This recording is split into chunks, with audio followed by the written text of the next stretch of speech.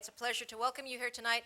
I'm Louise Steinman, the curator of the ALOUD series and the program director for the Library Foundation of Los Angeles, which makes all of these free events at Central Library and its branches possible.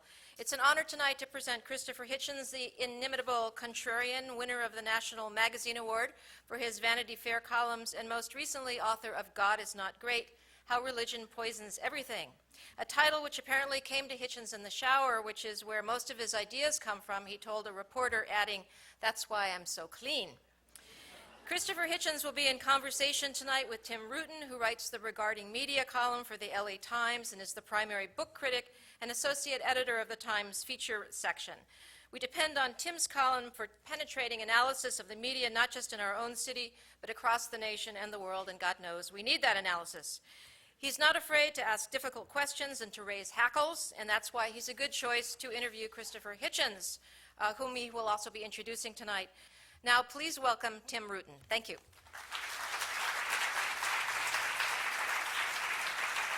First of all, thank you all for coming, and I could see that many of you made a great effort to get here, and it's very much appreciated.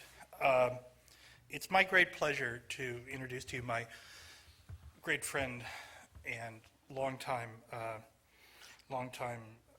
conversational adversary, Christopher Hitchens, for several reasons, because I think Christopher's role as probably the greatest literary journalist of our generation, of my generation, is widely misunderstood. Christopher is often described as contrarian, by which the meaning I take from that is someone who continually takes an oppositional position. It isn't really true. Christopher Hitchens has stood for things, and he has maintained them, things like free expression, things like open inquiry, things like humane and decent societies. He stood for those things when other people were willing to let them go by the boards. I guess that makes him a contrarian, but I think of him more as he puts it, as somebody who comes from the other island, whose family did at least. To me, he's a rooted man. He's rooted in great things, things of great value, and we're going to talk about some of them tonight. We're going to disagree about some of them, and then we'll hear from you. So I hope you'll join me in welcoming Christopher Hitchens here to Los Angeles.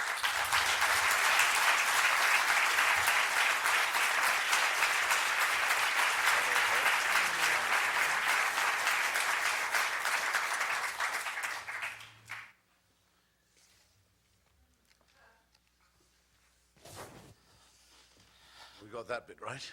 Did indeed. They think it's Lucozade or something. Should I start? Should I respond? Well, yes, please do. Well, that was extremely handsome of you, I must say. And I want to tell the people who've been good enough to come tonight, thank you very much, by the way, ladies and gentlemen, brothers and sisters, comrades, friends. I see nervous reluctance to applaud at any that I've been up and down the country with this book, and I've been debating with Baptists in North Carolina and rabbis in Coral Gables and Al Sharpton in New York and so on. But this is actually the only evening that I booked on this trip on which I feel nervous at all. And that's because Mr. Rutten here, as he says, I've been discussing for many years, really does know what he's talking about when it's come to religion, and that can't be said for many of the ministers. And if I wanted to ask anyone, I have sometimes had to ask, what exactly is the difference between a Melkite Greek Catholic and a Greek Orthodox and a Maronite in Lebanon? There's only one person I would know to call who would know the answer to this. And that's why it's very handsome of Tim to agree to do this, because not to make this too furry between us, not to make it too intimate or too warm or friendly. I would like, on both our behalves, to dispel that if I can right now. The critical thing is this: what is most important to him is most hateful to me. And we're here to prove that friendship is possible under those conditions. But that thought should not at all inhibit anyone, and hope won't inhibit him from, well, I think the expression may be bringing it on. He minds about this a lot. It's a great deal to him. And he's proved it in innumerable ways, not just by his study of it, but by his devotion to it. And I have announced it to be public enemy number one. So if this all works this evening, it'll be a tribute to civilized discourse, if you insist. Okay. Thus, my opening statement. Disarming and provocative. Sweet. Well, let's speak by the book or we're ruined, right? This is the book. Christopher, I'm going to read a passage to you here, and just so we can get the flavor of the argument here, and then we'll go to the substance. But if I may, you write here about how you tolerate religious expression on the parts of your friends. Not tolerate, do we? Well, indulge, as you say.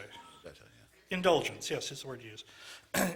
And he says, you write, there is a real and serious difference between me and my religious friends. And the real and serious friends are sufficiently honest to admit it. I would be quite content to go to their children's bar mitzvahs, to marvel at their Gothic cathedrals, to respect their belief in the Quran, that the Quran was dictated, though exclusively in Arabic, to an illiterate prophet, or to interest myself in Wicca and Hindu and Jain consolations. And as it happens, I will continue to do this without insisting on the polite reciprocal condition, which is that they, in turn, leave me alone. Right? Fair enough. But this religion is ultimately incapable of doing. As I write these words, and as you read them, and as you listen to them, people of faith are in their different ways planning your and my destruction, and the destruction of all the hard-won human attainments that I have touched upon. Religion poisons everything. So religion is ultimately incapable of leaving people alone. Is that correct? Yes, I think it is, because why not start with the benign? This isn't going to go on for too long, by the way, this benign version of our disagreement, but right. Why not continue with it for a little bit? I mean, for example, you, as a very, very serious Roman Catholic, must look at me and think, if you're true to your faith, I can't watch this go on any longer. I don't want Christopher to go to hell. It's not right to do it. I have a responsibility to prevent him, to exert my best efforts to stop this from happening. I can see him doing it. It's like watching a friend become a hopeless alcoholic or a drug addict or a serial killer. I must intervene. I may not watch this. I must do my best.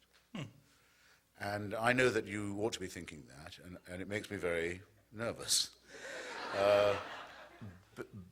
Just as I was debating with a Calvinist in Georgia the other day, I said, well, look, do you, since you say you're Baptist, do you affirm John Calvin's teachings on hell and predestination, or do you not? And if you do not, because I know Southern hospitality often inhibits people from telling guests that they're going to hell on the first night of their stay in there. Trying to make it easy for him.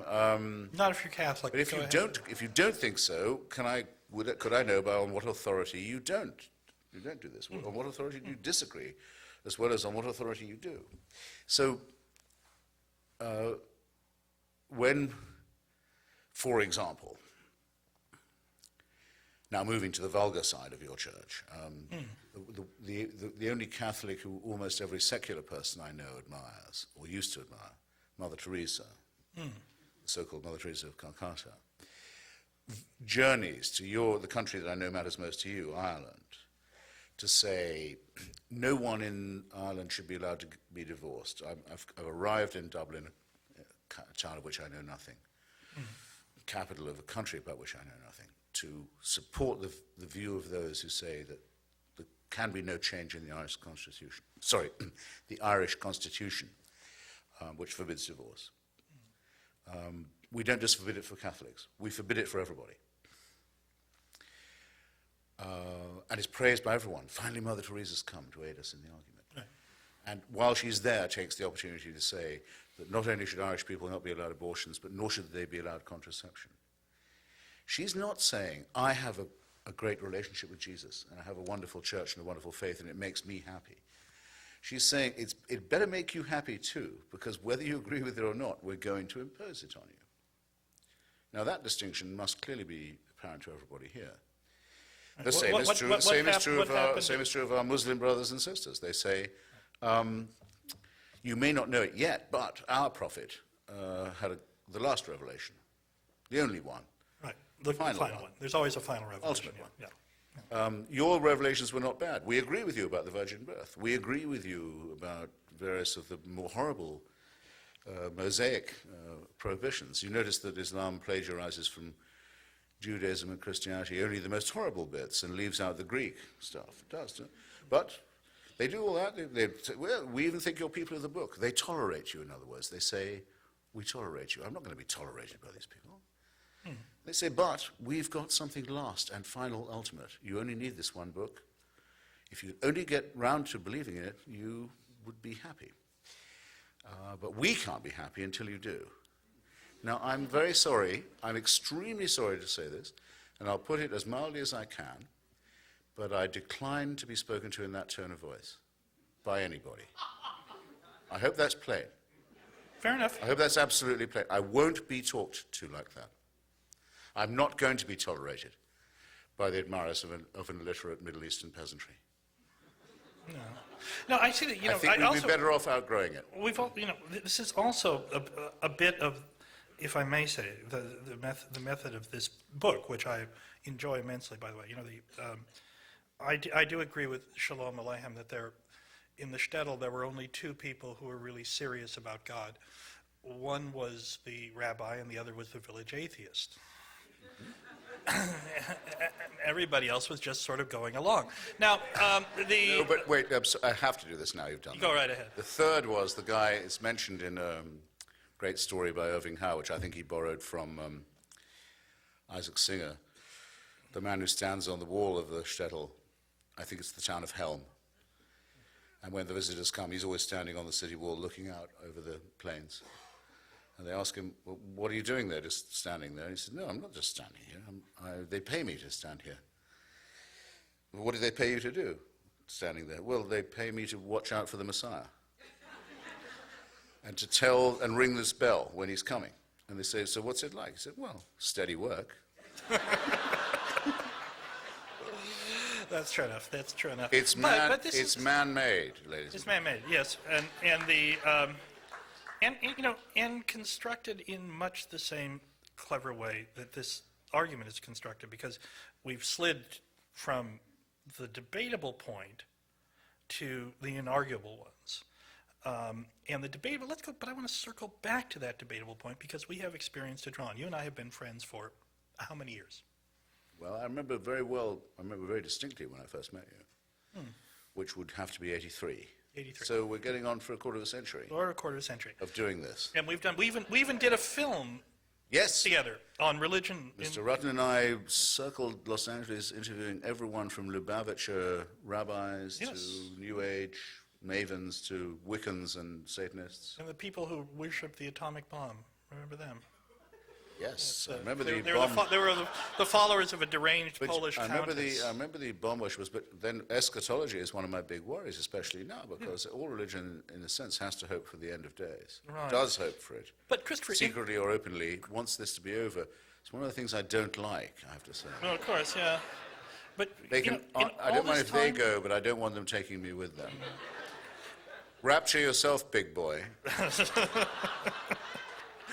But Christopher, in all this time, have I ever made a single proselytizing remark to you?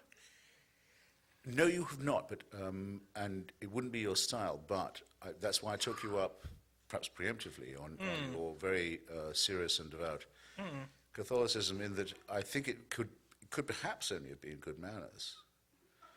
No, I don't mean to mock. I don't mean to say anything. What about just respect for another person's or conscience? Indeed, but you ought to have said to me, look, Christopher, at least in your own, within what I understand to be your own lights, and you could very well contradict me now, and I'd have to accept your negation. But it seems to me, from what I've read of your doctrine, that you ought not to be watching me without trying to save me.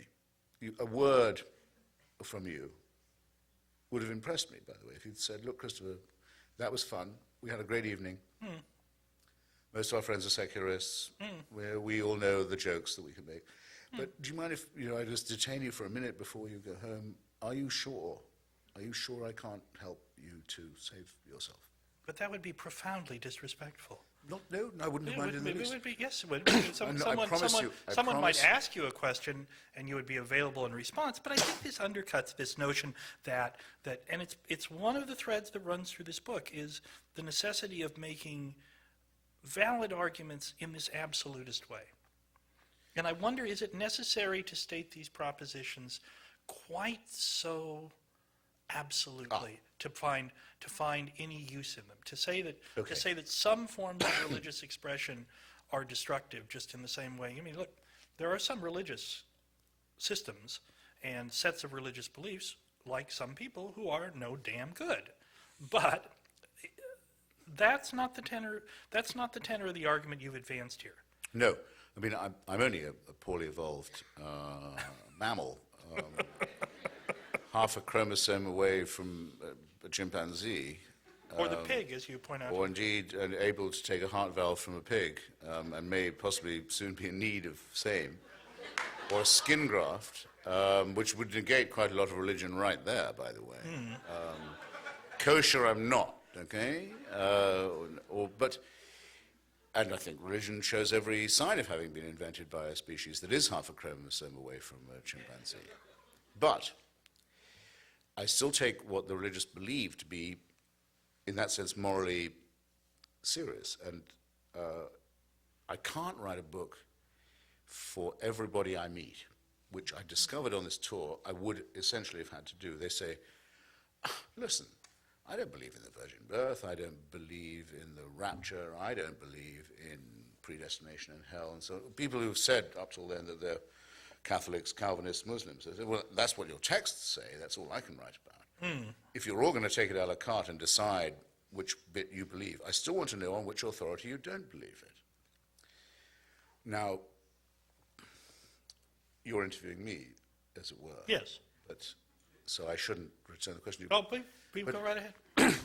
If you do not believe that Jesus was born of a virgin, had God for his father, went through unbelievable suffering to be the vicarious recipient of your sin, your guilt, to take it away from you, didn't in fact die, but rose again, and will come again to judge the quick and the dead. If you don't believe any of that, The Nicene Creed. you're not really a Catholic, it seems to me. This is absolutely true. And since I find great difficulty in believing that someone like you does really believe this, I don't know what book I should have written to unpersuade you of something that you can't quite apparently get your mind to assimilate. Well, I guess what I'm getting But at, I would though, say that your doubt is a point for me rather than a point against. No, I would say that one of the deficiencies in this immensely thought-provoking book is that it does not allow for the progress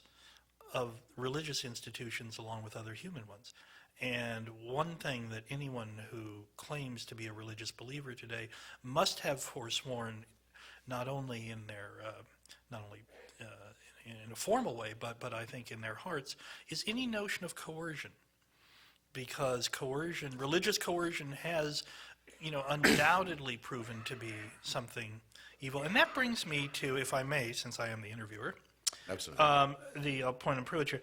There's a wonderful, wonderful argument that you raise at the end of the book that you call your anticipated objection, where you go to the question of the terrible killer societies of the 20th century. Yes. Your own experience with some of them. And you lay out a series of arguments about, the problem here is that if we look back across this terrible century that we've just completed, murder occurred on an unimagined and frankly still unimaginable scale, and it was done primarily by societies which were formerly atheist societies.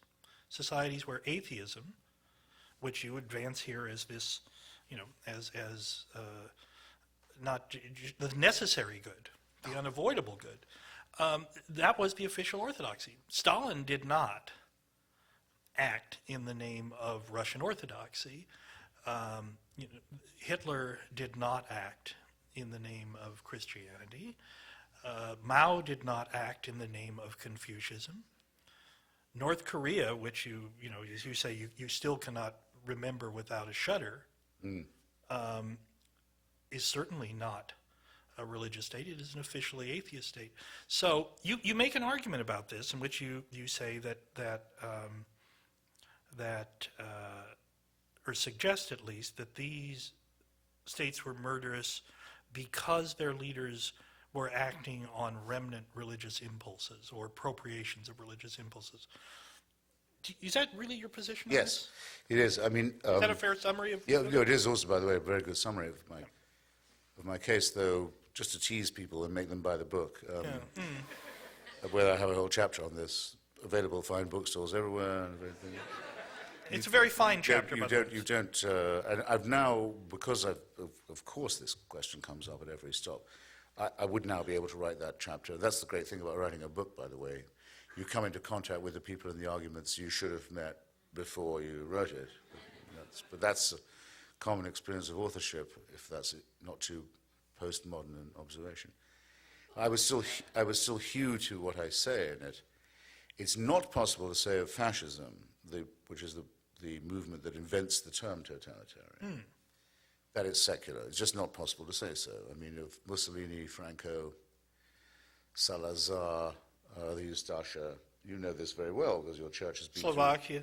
Yeah, Slovakia, where yes. the head of the Nazi puppet state was actually a man in holy orders. That's right, Tiso. Your father, your Holy Father and your church has been through agony about, can't still seem to apologize quite in the right tone about that fact and its implications. So that, I think, excuses the secularist, not for everything, but doesn't implicate them, of German National Socialism. Wait a minute. You can't think of fascism as having a religious base. It was tolerated by religious conservatives and reactionaries in those societies, but certainly not. It was certainly not. I mean, in order, for example, for fascism to take hold in Bavaria, I mean, Pius XII had to gut the Catholic. Oh, I'll come to Bavaria. Yeah, all right, go ahead. Because we haven't moved to the German National Socialism, but not to be willing to concede, as at least the Church has been, that in Spain and Portugal and Italy and so on, it was essentially empowered by a concordat with the Vatican. I think you would not deny.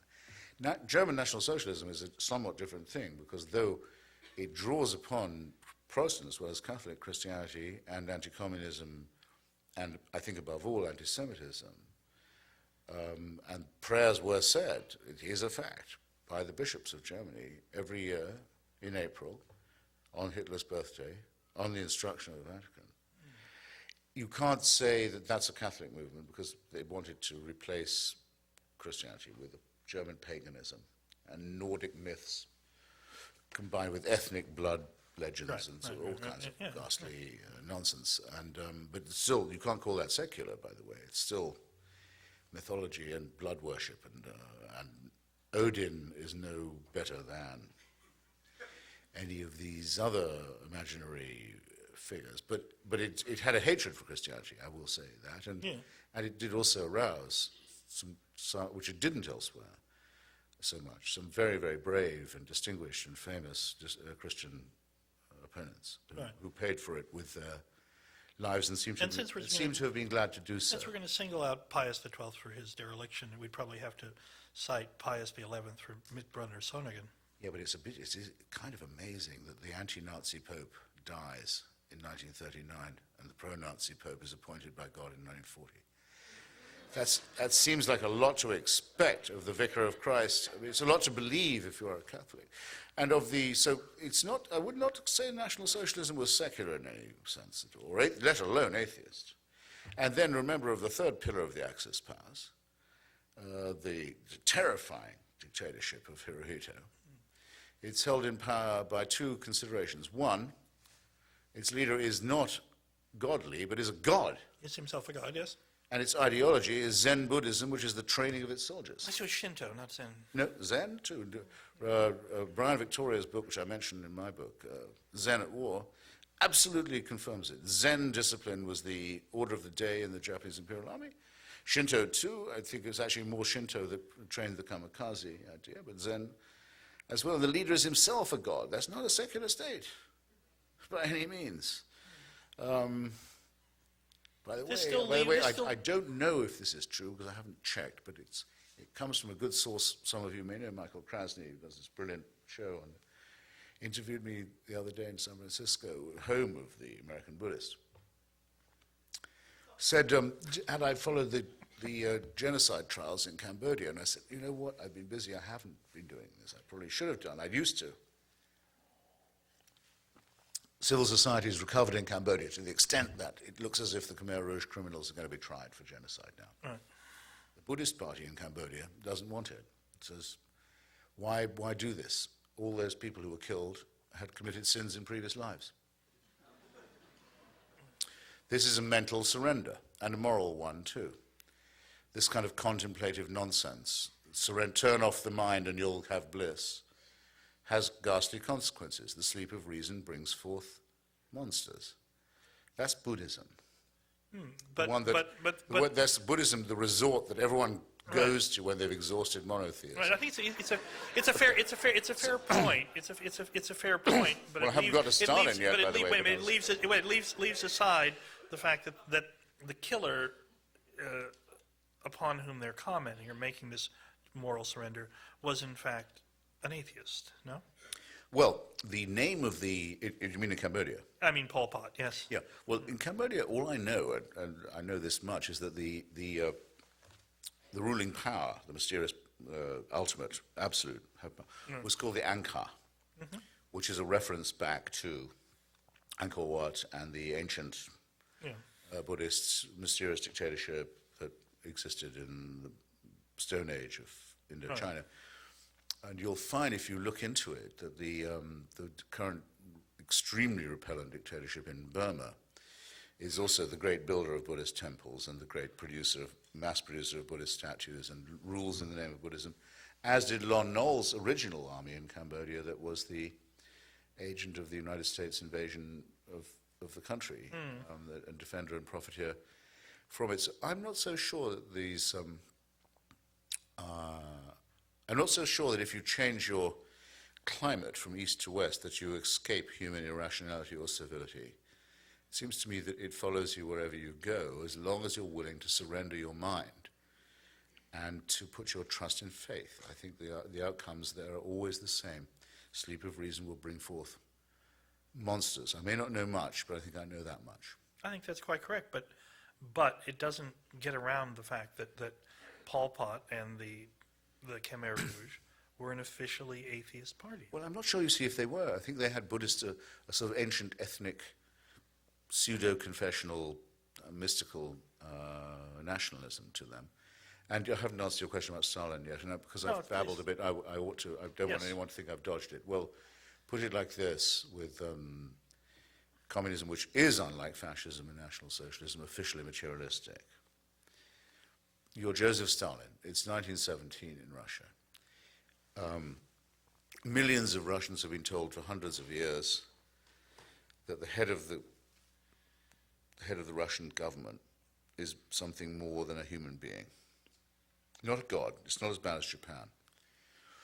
And not quite a pope either, but he's the Tsar is the head of the Russian Orthodox Church. He stands between heaven and earth. A bit more like the Middle Kingdom. Servility and credulity is en masse inculcated right across the country. Millions of people know no better. If you're Joseph Stalin, who, by the way, this is an opportunist point of mine, but I have to mention it, was a long-time seminary student, had rehearsed to be a priest. You shouldn't be... Was he not expelled? I think he may have just cleared out, but Yeah, I think he one was way or expelled. another. Yeah. But you shouldn't be, if you're Joseph Stalin, you shouldn't be in the dictatorship business if you can't exploit a great pool of credulity and servility like that. There you have it. It's waiting. All you need to do is say I'm the new Tsar. And what happens? A new inquisition, a heresy hunt, show trials. The traitors are among us. The heretics are here, trying to poison the wells. Miracles. Lysenko, our great new biologist, has shown how we can grow 25-foot wide tomatoes that will feed an entire family, Stakhanovite saints. I get it. The entire thing is completely replicated and collapses, as the Inquisition did. And so on. Now, So Stalin is murderous because he's an imperfect well, it's a atheist? replication, it's a surrogate for the same thing. It's a replication of a counterfeit, or if you like, a true bill copy of the same thing. But here's what you need to have a level playing field between your point and mine. You would need to find a society hitherto pious and devout, and organic and stable. That adopted the views of, and Incal tried to teach its children the principles of Lucretius, Epicurus, Spinoza, Galileo, Einstein, Thomas Jefferson, Thomas Paine, Bertrand Russell, the first person to, the greatest atheist of his day, and the first person to work out that Lenin was a new god, by the way, to adopt those teachings, and then to see if that society fell into famine, war, tyranny, torture, gulag, and so on. That would be the fair test, and that test is yet to come. But I believe myself that we can recover the lost connection, the one that monotheism severed between Athens and Jerusalem. And we could get back a world where philosophy was valued. The beauty of science was considered worth studying, worth revering even. Where literature would be the key to the study of ethics and morality. And if you wanted the transcendent, you'd have love and sex and music. And you wouldn't need any supernatural permission for any of this nonsense. Well, I think I miss it terribly. I feel as if something was torn away from me before I was born by the loss of that. But we're smart enough to get it back. If only we will leave behind the hideous nonsense of the holy books and the vile preachments of those who want the world to come to an end. Well, I'm for that. I'm for that. Good. Let's see. On the other hand, has there been such a place? Well, I mean, I hate to sound like I'm speaking on behalf of our fallen nature, but has there been such a place? the country I happen to be, may I use an Are we expression? going to get Andalusian Spain now? May I just say something that Yes, please. I hope it Please, doesn't seem please. too populist, but an expression I've been waiting for a long time to employ. Not to you so much, but you too, but to the audience. My fellow Americans. I've been wanting it a long time to say this. I took my oath of citizenship last month on the 13th of April, which is my birthday and also Mr. Jefferson's birthday. I'm his biographer. At his memorial in Washington, D.C. by the tidal basin, just before the cherry blossoms were blown away by the next breeze. And I was able to take my oath and say that I specifically wanted to take it to the only constitution ever in human history that doesn't mention God, and doesn't mention religion except to separate it from politics. Right. And to the preamble to the Declaration, which mentions only a creator but no intervening God. No personal God, no intervening and to say how extraordinary it is that most Americans born to this right and this beauty don't appreciate it because it comes to them as a birthright. And the Virginia Statute on Religious Freedom, the basis of our fantastic First Amendment, means a huge amount to me. No tithe can be paid by any American to any church. The government has no right to tell anyone how or where or in which way to worship at all. And that in response to the petitioners of Danbury, Connecticut, the president wrote back to them and said there will be always a wall of separation to protect your rights and your freedoms. So I have a new slogan. Mr. Jefferson, build up that wall. But isn't I it, hope to be joined in this slogan. yes. Well, actually, I join you in that slogan because I think one of the curious things about and remarkable things about Jefferson's genius and one of its unintended consequences is that religion, as in all its variations, has flourished behind that wall here in the United States as it has nowhere else.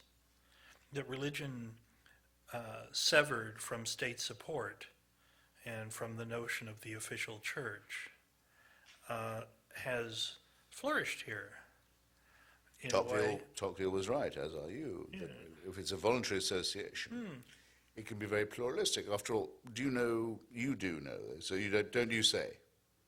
Because you know. But I wonder if anyone here knows. Who were the Baptists of Danbury, Connecticut, writing about to the president? Who were they afraid of? Who did they think was going to persecute them? Why did they want a wall? The Congregationalists of Danbury, Connecticut. Vicious congregations. That's who they were afraid of. Vicious bands of Who roving was congregations. killing the Quakers in Pennsylvania? The Presbyterians of Pennsylvania. In Maryland, at the time of before the Constitutional Convention, you could only be in office if you were a Catholic. In New York, you couldn't be in office if you were a Catholic. Right? In Georgia, you had to say you were a Protestant, whatever that meant. In Rhode Island, you could not be a Jew and hold office. In Connecticut, else. you could be a Jew and hold office, but you couldn't be a Catholic and hold office. It was going to be religious chaos on the European scale. Unbelievably, we had the Philadelphia Enlightenment that said, no, we don't have to go through this again. The United States will be different about this. We won't allow it. There will be no such test. There will be no such. People should know only how lucky they are. I think it's of the absolutely first importance to defend it. Yeah, Christopher, let me ask you this, in all seriousness. This is a profoundly post 9/11 book.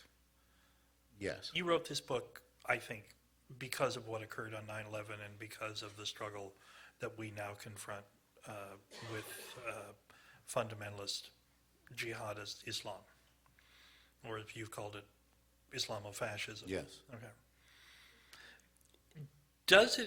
Is it possible that in making the argument there and in trying and in giving that argument as much breadth as possible, you've overlooked the virtues of religious pluralism in a country that enforces, albeit imperfectly and with continual struggle, separation of church and state? It's as if this book, for all of your admiration of Jefferson, sometimes behaves as if that wall did not exist here, that it had never been made to work anywhere. Is it all conceivable? There is a problem with having said as I did that religious pluralism is a great thing in itself, and can only be guaranteed by a secular state. The point the religious just keep on not getting. You see, if only this state was all Baptist, we'd be fine. They want to teach creation in school, and we say, all right, I'll teach you the Hindu creation myth to your children, and now are you happy? They say, no, I'm sure not. I say, well, you asked for it, now you've got it. There is a problem of that kind, which is reverse ecumenicism. I'll tell you what I mean by that, apparently arcane statement. I'm sure everyone here remembers the assault on the tiny European democracy of Denmark last year. Why was the Danish economy subjected to a campaign of international sabotage backed by not just movements but states? Why were its embassies burned down in countries where demonstrations not normally allowed. Why was all this? Because its prime minister could not be forced or persuaded to censor cartoons in the afternoon press in Copenhagen because it's against Danish law for him to do this. Right? So, you and I are members of this great profession. Mm-hmm. Did the Los Angeles Times publish those cartoons? No, it didn't, but I wrote a column in the Los Angeles Times that began, "The editor of the Los Angeles Times will not allow you to see these cartoons." Voila. And went on to argue that it was a great breach of faith with the people of Denmark and with Danish democracy, and that column appeared as one of two I did about this and about the cowardly surrender. It was one of about 5 that did, and I remember it vividly because you and I were in such a small minority. In a media totally dominated now by image, totally dominated by images. Huh. It was not considered appropriate to tell the American public, here's a story that's all about the fight over some pictures, but we're not going to show you what the pictures are.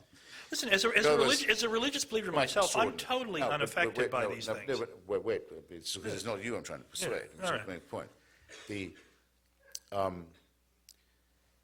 image-dominated press said, no, we're not going to show you. Neither out of solidarity with our Danish colleagues, which would be a good point, or just to show you what the fuss is about. No, they wouldn't.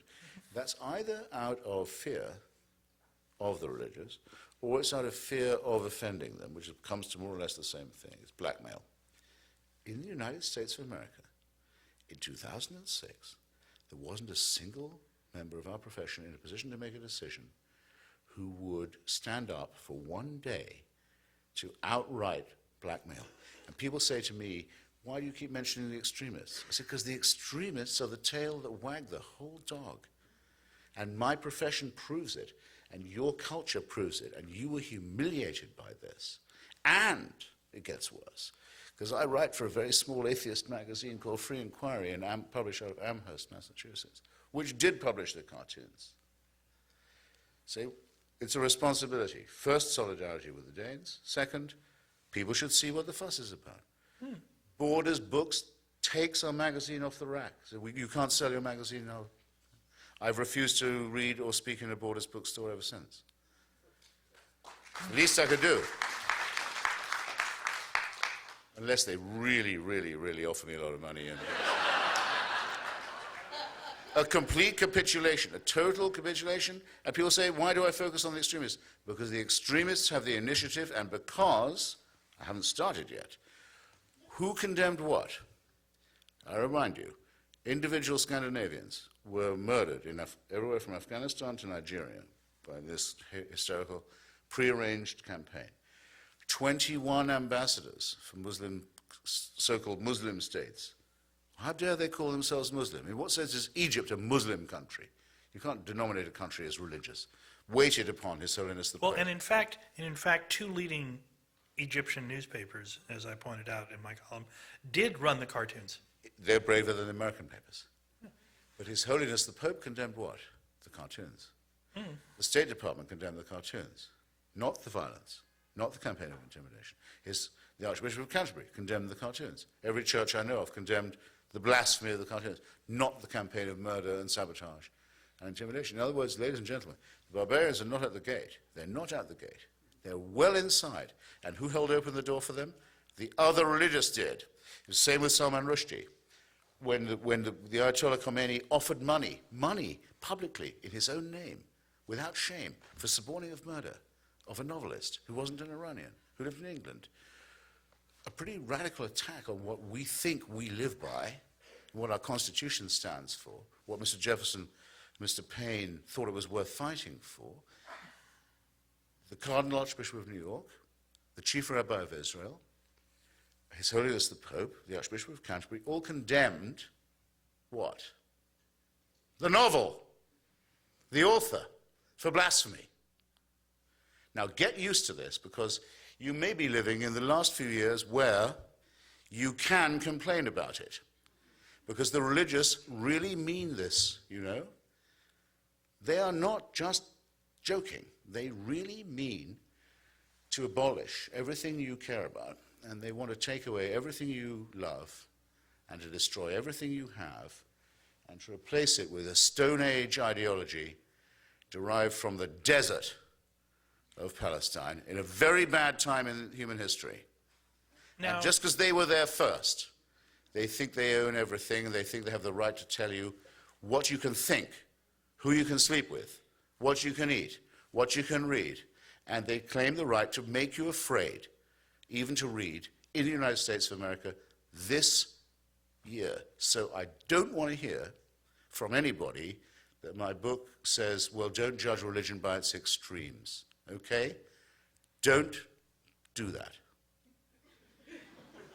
well, we would distinguish, say, the cowardice of the Archbishop of Canterbury from the murderous violence of, say, Amin Zawahiri. Would that be a fair distinction? No, because the Archbishop has prearranged his capitulation to them. He thinks they're people of faith. The Archbishop of Canterbury says, I don't care if there are schools in England, this is happening now, that are run by Zawahiri supporters. I don't mind it, as long as you allow special schools for Christians and Jews, and also special different schools for Protestants and Catholics. If you allow faith schools, we'll allow them to have their faith schools. Cultural suicide. Cultural suicide. Don't let it happen to you. Don't let it happen where you live. Look how wonderfully it worked. You know it very well, what happened in Northern Ireland when it was allowed to segregate Protestant and Catholic schools. After all, they have different faiths. Oh, they do? I thought they were both Christian. I can't arbitrate this. No, they should have separate schools. They should never meet, never intermarry, never socialize. Beautifully that worked out. And Now how? let's have it for Jews and Muslims too on the mainland. Let them all lie to their children. Let them all give their special myth. Let them all say to them that they're different. Let them not tell them that they're members of a civil society or a country or a nation. Let them denominate themselves by faith. Can't wait to see what happens. I think I know what's coming. I don't want my beloved country of birth to be turned into some fucking Lebanon by people of faith. I don't want it. I'm going to fight it too. And you should get ready to fight it when they try it in your case. Don't allow this. Putting the word faith in front of something is no excuse for barbarism and cruelty and ignorance and stupidity. Just as putting the word reverend in front of a stupid name like Orwell or Sharpton doesn't mean you should be on MSNBC. Learn to resist it because you're going to need to. Well, Christopher, This is about you. I'm right there resisting it with you as a And the Archbishop of of Canterbury. the values of I learned in Catholic school. I'll be there with you, resisting You it because of the values I learned in Catholic You school. will, and you should, because after all, the Archbishop of Canterbury, until who you mentioned as a bland, benign Bloody figure, prod, yes. who looks in his own person at present, this Welsh comedian, Rowan Williams, looks exactly like a sheep. He's supposed to look like a shepherd, but he looks like a sheep instead.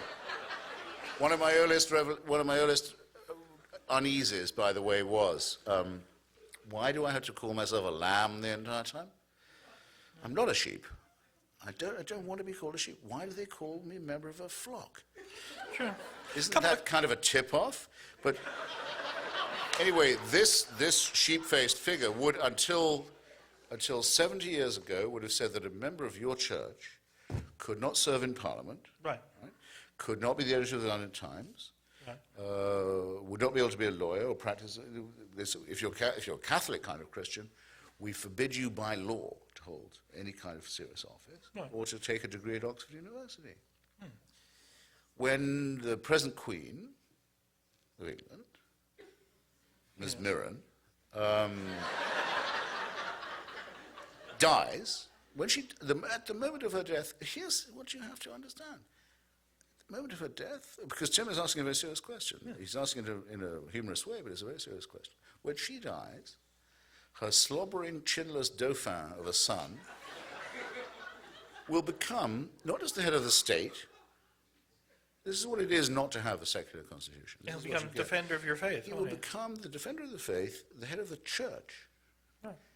and the head of the armed forces at the moment of her death. This is what you get when you found a national church on the family values of Henry VIII. Well, you'll get no argument from me on that. But it's considered by us to be. I'm no longer. I mean. No, but you were an anti-monarchist. I've been a Republican all my life, but Yes, I mean, yes. this is a Republican not just for England, but also for Ireland, cruelly partitioned by and maimed and amputated by the British monarchy, by the forces of the Crown, as you say. The forces of the Crown. But this is a preposterous state of affairs that no intelligent person could conceivably agree to, unless it was sanctified, unless they were told, well, God wants it this way. And I know we're getting to the end of our... We are coming, but there's two things I want to... Don't listen to people who say that religion may not be true, but it makes people behave better. I was going to avoid that point religion isn't because true, and it that's makes people behave worse and ridiculous. say stupid things they wouldn't say if they had senses about them. It makes some people behave better and makes some people behave worse. Just a couple small points, and then I was going to ask you to read something before we went to questions here. Oh, goodness. If Goodness says anything. Just a couple small points. One in correction and one to help you out for further arguments. I knew he was going to be like Catholics this. were never enjoined to eat fish on Friday. They were prohibited from eating meat, and so ate fish by choice. So you might there'll doubtless be another printing. You've missed your. No, it's a serious point. You've also missed You've also missed one of your great opportunities, since you're very fond of Tertullian. Yes. And I think not since a very ancient English Jesuit of my acquaintance I met anybody who quoted Tertullian quite as much as you do. But you've missed his most extreme pronunciamento, which is that any woman who swallowed semen in the course of oral sex had committed cannibalism.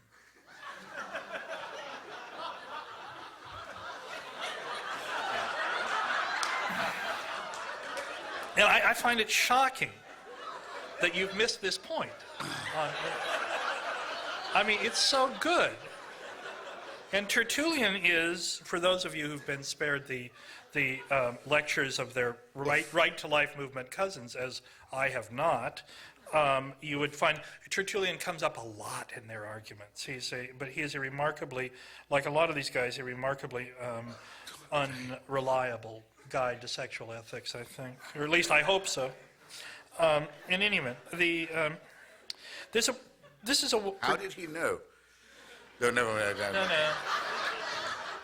Oh, you also get Aquinas What was just he a bit thinking wrong. about? Yeah, but you I always want to know, what were they thinking about when they wrote this?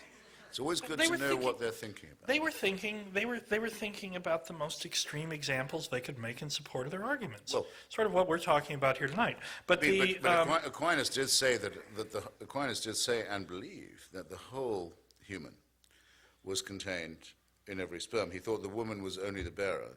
No, that's not quite right. What he said was, actually, Aquinas is quite interesting on this question, because he believed in a process called ensoulment, and that he believed, in fact, that abortion was licit until the child quickened in the womb, at which point ensoulment had occurred. Now, he did believe that male children quickened at 3 months and female children at 6.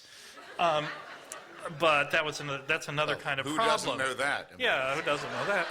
But what's interesting about all this, and it comes to what I'm going to ask you to read, is that Aquinas got his biology from a source at the very heart of the moral reasoning project that you now recommend.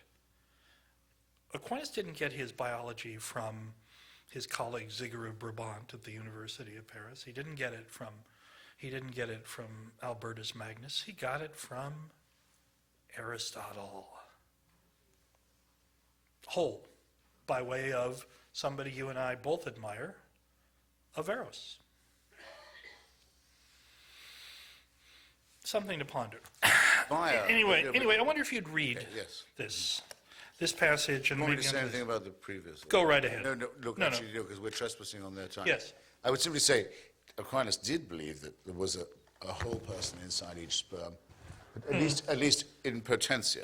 In potentia, yes, but not actual, because no soul. And Alistair McGrath, who the Christians seem to now, at least the Protestants believe is the champion, who I'm going to debate from Oxford in a few months says that Tertullian did not say credo quia absurdum. He never actually said that. Oh. He said, borrowing from Aristotle, that there are some cases where the extreme improbability of a story makes it more likely that it's true. Mm. Well, these are the, as I began by saying, This what's is not wonderful about writing a book and going out and discussing it is you refine your argument and you hope to refine others. But is that not argument from us? That's from Aristotle, but it's from the Poetics. Yes, but I don't think that, finally, that anything that they got back from the Greeks was just returned to them. I mean, it had to come back by enormously sinuous routes from Andalusia and Baghdad Yeah, you are to Peter very- Abelard, you are- where they had for so long denied themselves the possibility Right. that there could have been the Nicomachean ethics or any other discussions of morals before Jesus Christ. How could it be that there could be any Sure. ethical Let's, knowledge you remember before? Erasmus's great remark upon reading Socrates for the first time? When Erasmus read, he didn't have Greek, so when he finally read Socrates there in the High Renaissance in Latin, he read it and he wrote in his journal, "A pagan wrote this, and yet it has justice, truth, and mercy. I can hardly restrain myself from saying, Saint Socrates, pray for me." Well, that's beautifully phrased. And so this really will be my last word before we hand it over.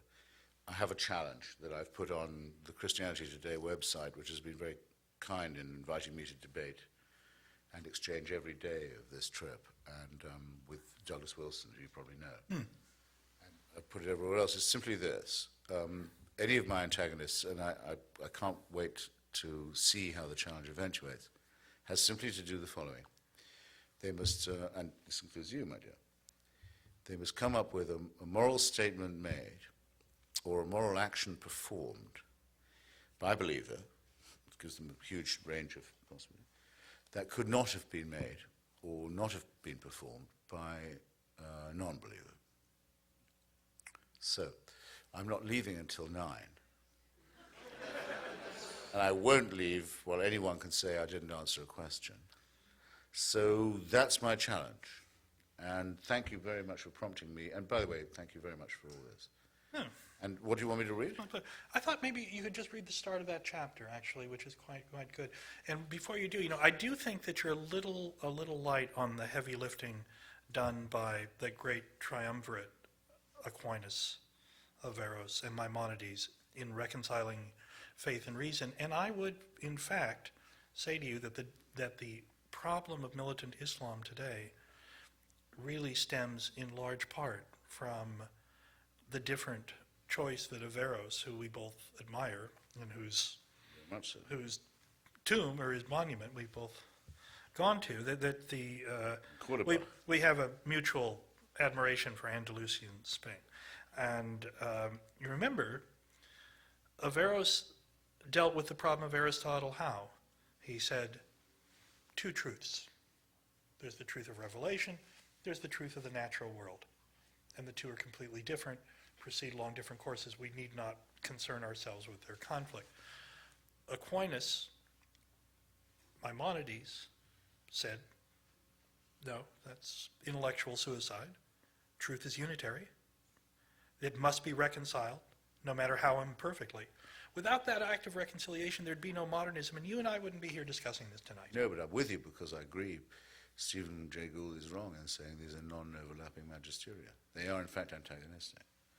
And people should be honest enough to say that it's one or the other, and one, in an honest argument, Well, you know who did? Will have to concede or fall. Do Now, you want me to know read John Scotus Erigena? John Scotus Erigena, the great Irish theologian. He's the Carolingian. You have the advantage of it.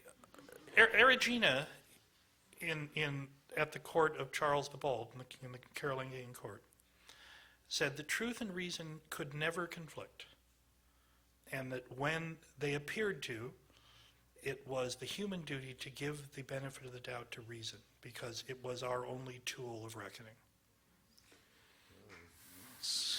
Well, To that extent, he conceded, and once that concession is made, I believe, as you may have found or suspected, that it's not possible to be a little bit heretical. There may even be people in this room who... Please read. Now, do you want me to read the quotations as well? You may indeed. Okay. Well, he wants, but I really feel soon we should make room for it. Make room for these people. Well, it's my chapter 5, which says the metaphysical claims of religion are false, a bold statement. And I front it with 4 quotations. 1, I am a man of one book, that's Thomas Aquinas.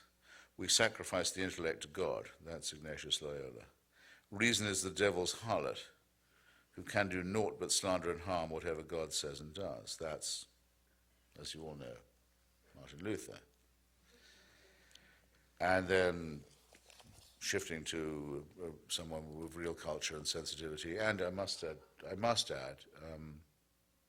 a love for Christianity, the faith from which he was excluded by his own personal desires, W.H. Auden, in a beautiful poem called The More Loving One. Looking up at the stars, I know quite well that for all they care, I can go to hell. I think that's... How long will you want? That's it? I think Okay. that's... Well, it's been very nice for you to be our prisoner.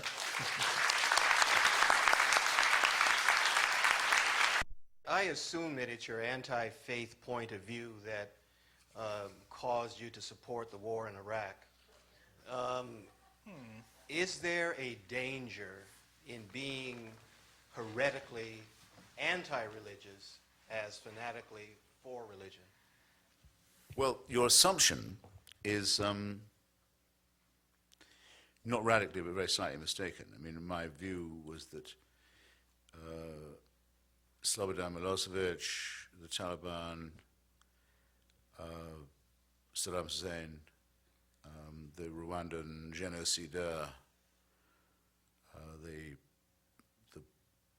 Hutu power forces, and others were eventually radically incompatible, both with the rule of law internationally and with the principles of the United States Constitution and with the values that we hold most dear, that would have to be a confrontation with them sooner or later. It didn't occur to me to present this in a religious light or a faith-based light of any kind. No. So I can't agree with the grammar of your question. That the parties of God were on the wrong side of all this, in each case, would certainly be true. And I have a long section in my book about why that's so. But I could not possibly say that I was in favor of overthrowing Milosevic or Saddam Hussein because I'm an atheist. That would be absurd, I think. It would certainly sound bizarre to me.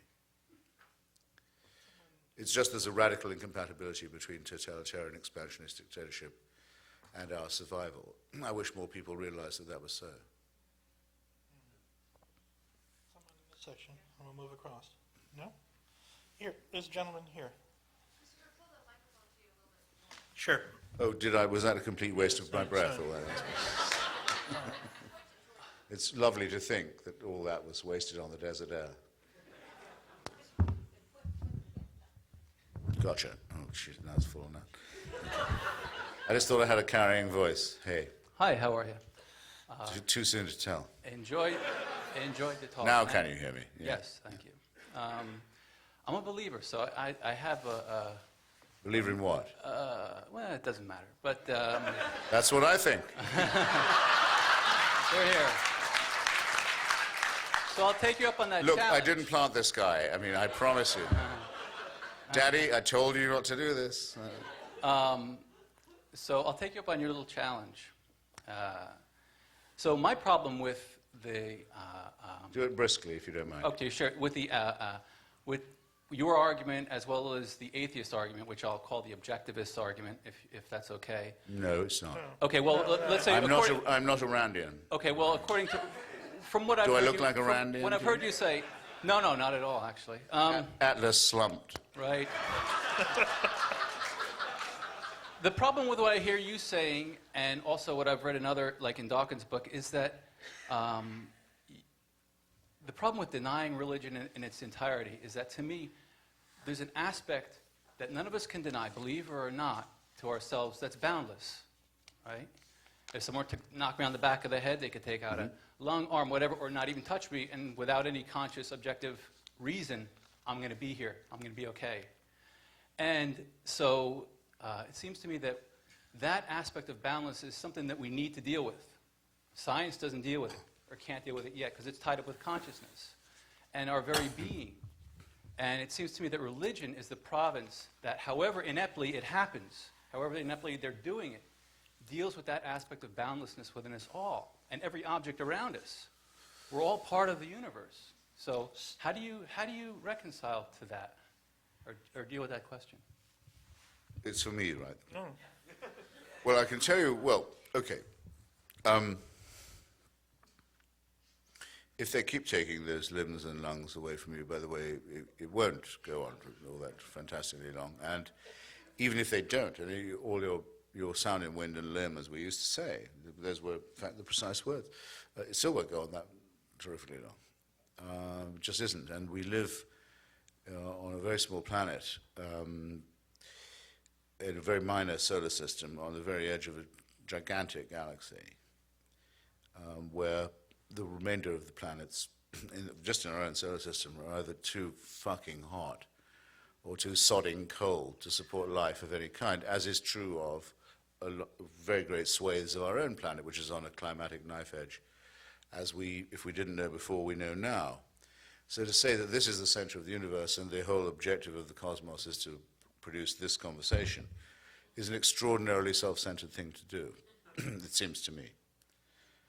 Yeah, and also doesn't, in return for its self-centeredness, which might be excused in the Randian terms, at least let's think we're gods, at least let's believe that we are the most beautifully charismatic sex maniacs who've ever appeared on any planet, doesn't yield any knowledge, doesn't help us in the least to clarify anything. No, I think we would do much better to understand our place in the cosmos. And I think if we did, we'd turn to each other with a little more respect and concern and compassion and understanding. And maybe to the people who we've found are spliced into our own DNA as well, having this wonderful sequencing, having abolished racism and creationism at one stroke, I regard that as a huge step forward, I must say, to understand one's kinship with all other humans, with some other animals, even with vegetables and plants. It doesn't make me feel worse, it makes me feel better. It also makes me feel I know where I am, which the other stuff simply doesn't. So I wouldn't trade that for any of your pseudo-universality, sorry. Why don't we, here, this gentleman. Well, thank you all very much for a very profound dialogue about what I see to be about tyranny versus human freedom in the mind and the spirit. So, but We know who made his points, huh? But both a man of faith and a man not of faith have completely slurped up the new civic myth and religion, which we identified as GWAT, the Global War on Terror. So let's look at the myth. You right? Is there a question? Yes. Please? So this, okay, question, quickly. Being that anyone with moral and intellectual fortitude who looks at the evidence of that day sees that no al-Qaeda jihadi had the means to schedule the war games that actually stood down Hold it right there. No, yeah, that's not right. Being that any Wasting your time. Being that any member of al-Qaeda had no motive to anthrax the leading opponents of the Patriot Act. Wasting your time. I'm not going to answer you. Why won't you answer? You can speak. So here's the question. You can Being speak. that you are an intellectual and now that You you can are... speak. I'm not bothering with you. I have no time to waste on people like you. Stop it. I can't make you stop. I can't make you stop, but when you stop, it's all over. Okay? Are you going to answer me? No, sir, I'm not. So you believe it? Do you believe No, sir, I am not. No. Nor am I going to buy. I'm not going to buy a pencil from your cup either. No, I'm not. That's correct. I'm not. Way in the back there, the gentleman way in the back. Thank you. Good evening. That was a big wow from a small mind. Forget it. I have no time to waste on people like you. Very. What kind of person am I? Don't. He's No, leave him alone. Leave him alone as long as he stays quiet. He had his turn. You heard his question. I'm not wasting my time on him. Next. Please. Hi. Just a real quick question. In Sam Harris's book, The Age of Faith, he does seem to leave open the idea of either spiritual or mystical experiences on an individual level. Having just begun your book, I don't know if you're headed in that direction, or do you part company with Sam Harris on his position on that? No, Mr. Harris, who's a very brilliant man indeed, and who knows much more about neuroscience than I do, does think that there can be consciousness independent of the brain. And we are at my, I think, very attractive, and I hope I can recommend to you, exquisite magazine, Free Inquiry, having a debate. I mean, he's our newest columnist, and we're having a discussion about this very thing, about whether to be an atheist is to be a materialist or not. Sam Harris is definitely an atheist. He's some kind of a Buddhist because he doesn't think that it's a religion, and obviously there's a case to be made for saying it isn't one. And that kind of conversation, I think, is really incredibly worth having. I mean, I do not know whether a neuroscientific breakthrough will ever discover that there could be a numinous penumbra around the brain that can't be explained by the meat of the cerebellum itself. I am certainly not going to be the one who arbitrates on this point, but I must say, very skeptical about Buddhism. And I dare say you know what the Buddhist says to the hot dog vendor.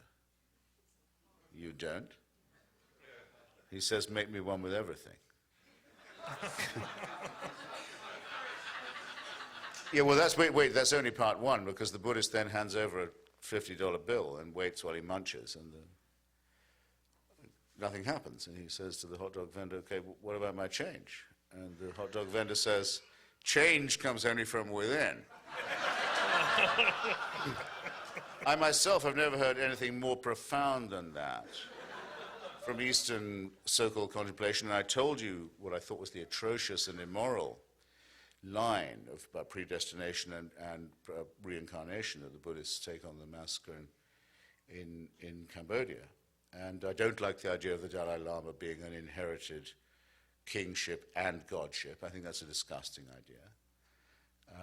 And I don't like the way that the situation of the military dictatorship in Burma is one of building entire temples in the name of Gautama Buddha. And above all, I don't like the idea that the Buddha, the Gautama, was born through a slit in his mother's side, because yet again you get it. Anything but the vagina.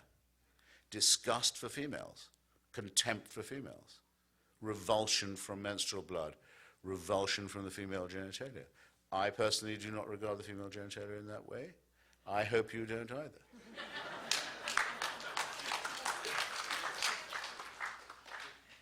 Question again? Here, here's this lady here. Thank you. No, I didn't say email genitalia, I'm sorry. There's always someone who doesn't get it. I have many, I'm trying to distill some of my thoughts because you evoked an enormous amount of reactions within me. Woof. I consider myself a traditional Jew, and I agree with everything that you have said. I also disagree with the appellations of this is a man of faith and this is not a man of faith. I mean, I think that is very unfair and absolutely very wrong to say. I don't think that Judaism quite fits into your category of religion with a capital R, because it offers you so many different parts of being Jewish. You can be an absolute atheist and be part of Judaism. You could be Orthodox, ultra-Orthodox, conservative, Reform, Reconstructionist, humanist, who does not want to even, I will in a moment, have the concept of God, and also be anything that you care to be, and Judaism accepts you. If some ultra-Orthodox rabbis issue statements that are not in consonance with what you have just said, then we don't have to agree with him, and we're still Jews. So this is my question. Yeah. When, thank you, when Christian religionists and evangelicals say to me, but you don't understand, we have a mission for you. You need to be saved. You must accept Jesus Christ, or you cannot be saved. What shall I answer them? God, well, I mean, that's the second bit of the question is very easy to answer. I mean, tell them to fuck off.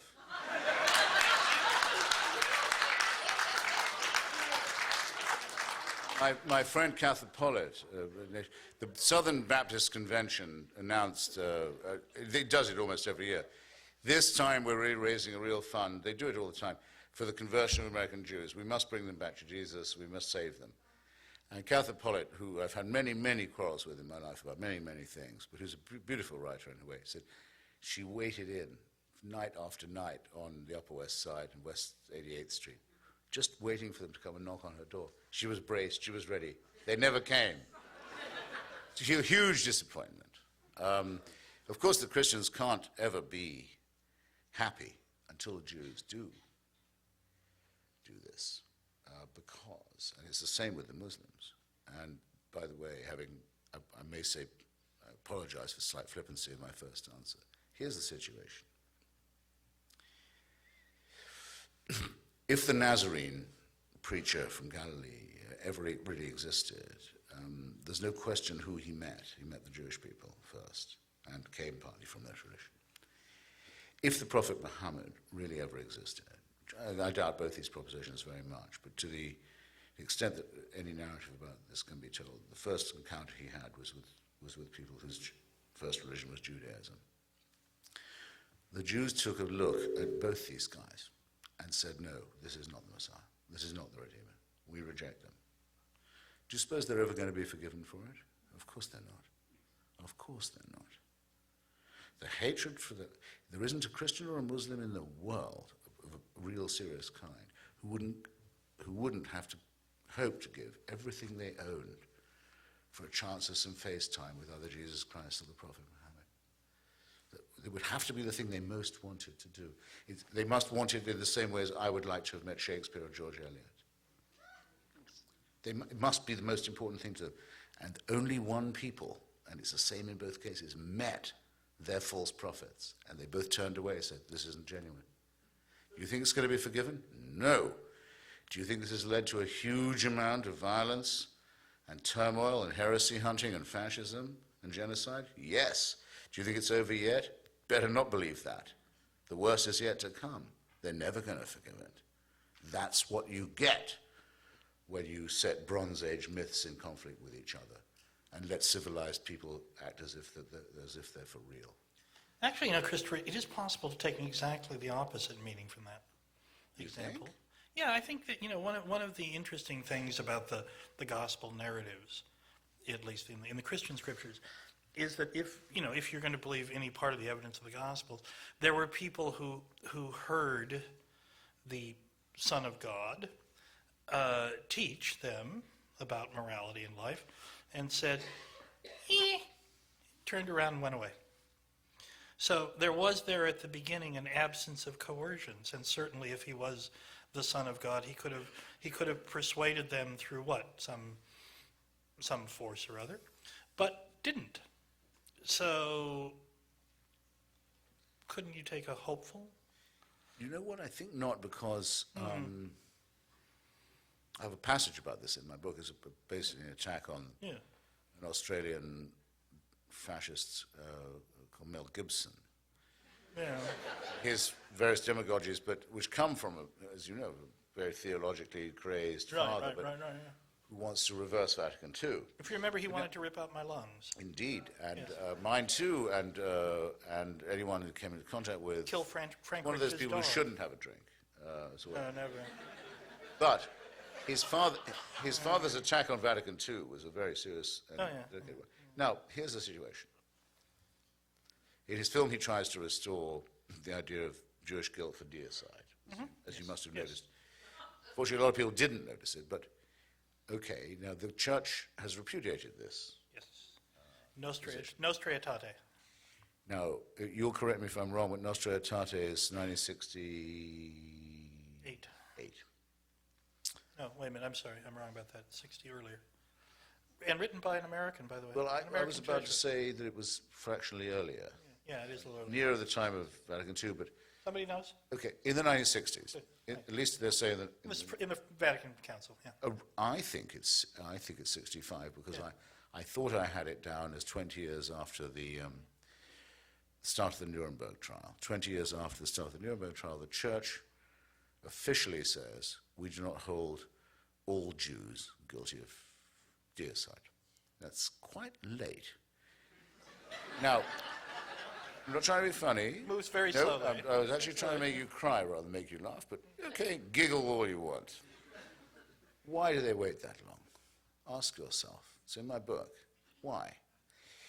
Because if the story is true, which I do not believe it is, but if it is true, the only people present, definitely present, certifiably present, are the Jewish people. They were there, and he was one of them.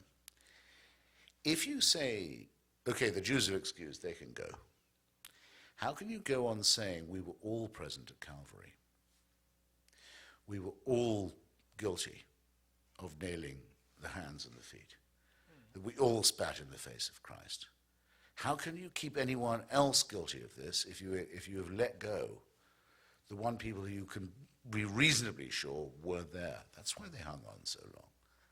2,000 years of lying and bigotry and fabrication and prejudice and pogroms every Easter and hideous representations and misrepresentations. Why couldn't they give it up? Why wouldn't it? Would be so easy if we think of the church as yet another ecumenical thing. Why give it up? Let the Jews go. You've let everyone go. We're not all guilty. We're not all soaked in original sin. We're not all saved by ghastly human sacrifice. We're not all implicated in this filthy cult of death. That's why it took them so long. And that's why the real believers in this myth can't let it go. And that's why I'm right, I think, in saying that religion, so far from making people behave better, has always been responsible for making them behave very much worse in barbaric, arcane, elaborate ways that no morally normal person would ever allow. And we would be better if we outgrew this barbaric cultism. And that'll have to be my last word, because it's 8:30 and it's cocktail hour, and from now on,